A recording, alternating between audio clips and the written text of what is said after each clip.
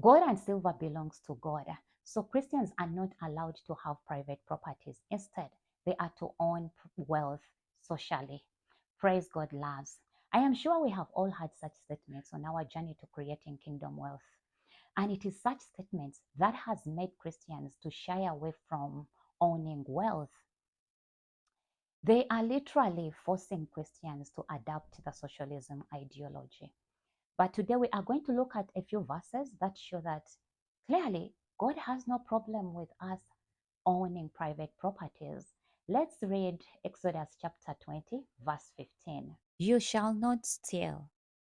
Theft is when you take something without the consent of the owner, with the intention of depriving the owner of it permanently. So if God forbids stealing, that means he was recognizing ownership of private properties. This reminds me of the story of King Ahab and Jezebel and the murder of Naboth. With their acquisition of his vineyard, God punished Ahab and Jezebel because he recognized that Naboth had the right to own that vineyard.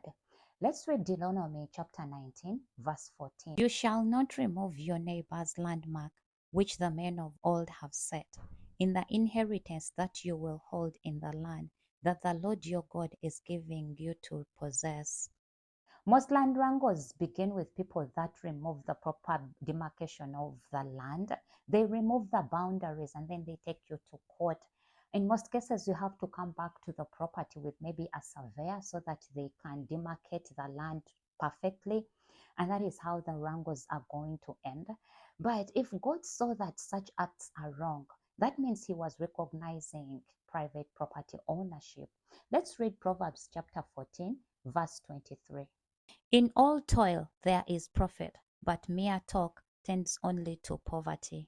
This verse was saying that the principle of hard work is rewarded with profitability, which also shows that God really recognized private property ownership. Otherwise, we would have toiled for nothing.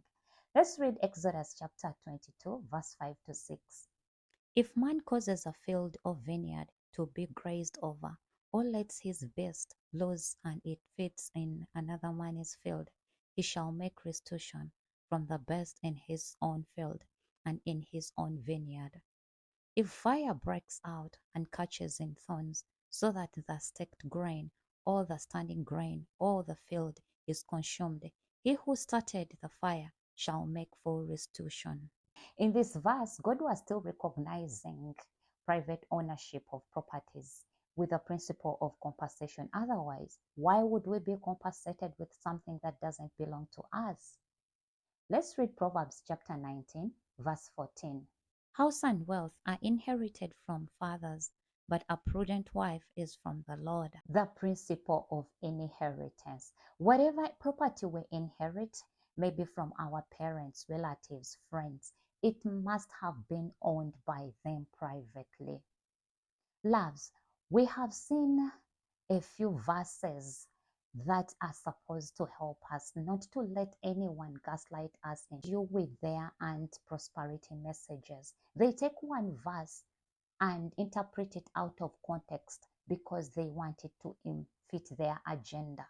Please, God is okay with us owning private properties. That's it for today. Stay blessed. See you next time.